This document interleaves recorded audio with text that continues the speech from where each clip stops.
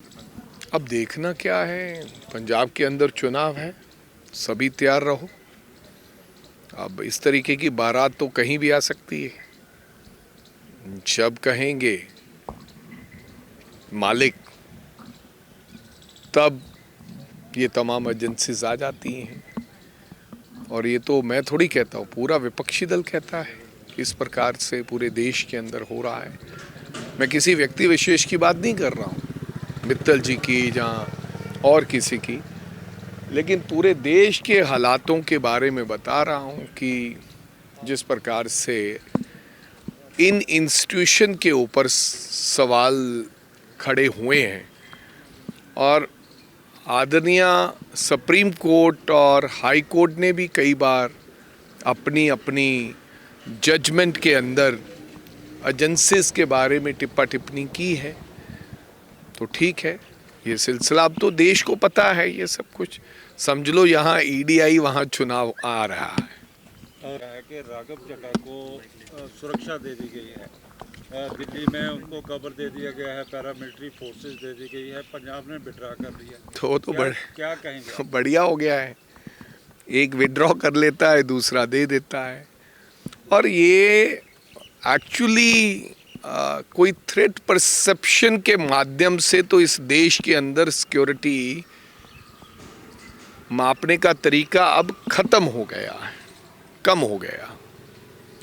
अब BJP join करो, जो मैंने पंजाब में देखा है, एक साथ ही में ज्वाइनिंग का पटका डालते ही वहां से 2 स्कॉर्पियो सीआरपीएफ की भर के या सीएसएफ की भर के निकल जाती हैं। और पंजाब के नेताओं का इसका थोड़ा वो पुराना कल्चर भी है, टेररिज्म के समय का। कुछ लोगों को तो रियली थ्रेट परसेप्शन है, कुछ लोग तो नेतागिरी सिक्योरिटी के लिए करते हैं। तो मेरे कहने का मतलब है, पहले भी यहाँ से Z+ सिक्योरिटी दी गई थी और पला वो बड़ी बड़ी कारकेट में गाड़ियाँ थी, अब उन्होंने दे दी है। तो मेरे को लगता है ये कोई नई बात तो नहीं है। पंजाब के हमारे बहुत से साथी हैं जो कभी एमएलए भी नहीं बने, उनके पास 12-12 जवान सीआरपीएफ के हैं। कभी कभी तो जब हम किसी इधर उधर बैठे होते हैं कोई प्रोग्राम में, तो हमें ही लगता है कि ये कौन आ गया भाई, कोई बड़ी चीज़ है ये आ गई। तो ये तो है ही, बीजेपी में जाओ। और अच्छा, ये बताएं कि जिस तरह से ईडी चर्चाएं जो छिड़ गई हैं कि पंजाब में दिसंबर में चुनाव हो सकते हैं, तो भाई साहब, ये तो चर्चाएं छिड़ नहीं गई। ईडी आई है, सीबीआई आई है और इनकम टैक्स आई है, तो समझ लो कि चुनाव नज़दीक है। तैयारी है? हाँ, आप भाई सबको ही तैयार रहना चाहिए। सौरभ भारद्वाज ने ट्वीट किया और कहा कि जो अशोक मित्तल के यहाँ रेड हुई है, इसके पीछे राघव चड्ढा है। अब मेरे को इस बात का तो लिंकेज दिखता है? भाई मेरे को तो इस बात का पता नहीं। बाकी मेरा बेचारों के साथ लेन नहीं है, देन नहीं है। मैं तो वैसे बात कर रहा हूँ एजेंसियों की, क्यों आई है, किसने भेजी है, काहे के लिए आई है, ये तो मित्तल साहब बताएंगे, जहाँ झाड़ू सरकार बताए। लेकिन हाँ, परसेप्शन यही है जो मैंने आपको बताया है, पूरे देश भर में है।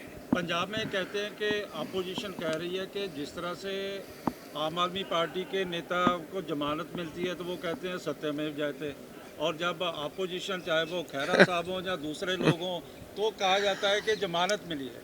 हाँ, बस सब वो ठीक है, फिर वो कट्टर ईमानदार हैं, दूसरे खट्टर ईमानदार हैं। कहने का मतलब कि मेरे कहने का मतलब दूसरे तो बेकार हैं, खट्टा मतलब खट्टा। मनोहरलाल खट्टर वाले तो नहीं, खट्टर साहब हमारे आदरणीय मंत्री हैं, उनके बारे में कैसे कह सकता हूँ। अच्छा, बीपीआई मेरे कहने का मतलब अपनी अपनी विचारधारा है, अपनी अपनी बात है। हर बंदा अपने आप को कहता है कि मेरे जितना बड़ा कोई संत नहीं है।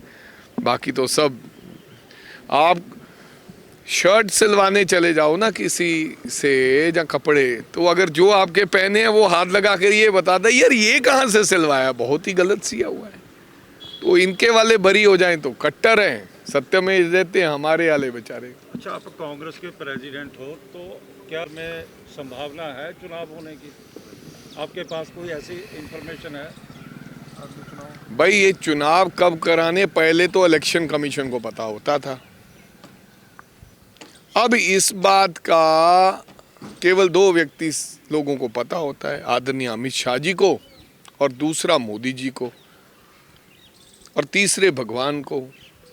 कभी कभी जो फैसला लेते हैं शायद भगवान को भी नहीं पता होता वो लास्ट में तो भी लेना क्या है, तो उसके बारे में क्या कर सकता हूँ। पहले तो इलेक्शन कमीशन कराता था, अब बीजेपी इलेक्शन का निर्णय डेट तय कर दिया, कब होंगे, कैसे होंगे, कितने चरण में होंगे, कौन पहले होगा। फिर उनका टूर देखा जाता है कि पहले मैं बिजी हूँ थोड़ा असम में, फिर केरल में, तो बंगाल वाले लेट कर लो, तमिलनाडु वाले तो फिर उस हिसाब से उधर कूदेंगे। तो ये सारा जो सिस्टम है ये बीजेपी के हिसाब से चलता है। कांग्रेस तैयार है कभी भी चुनाव?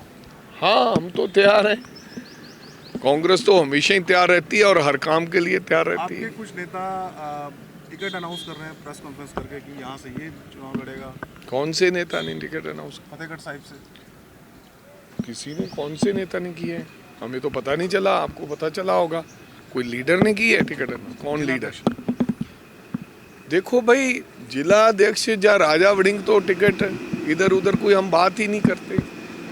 फैसला तो ऊपर करना है, वो तो जिला अध्यक्ष तो अपनी भावनाएं बता सकते हैं कि ये भावनाएं हैं कांग्रेस की या लोगों की।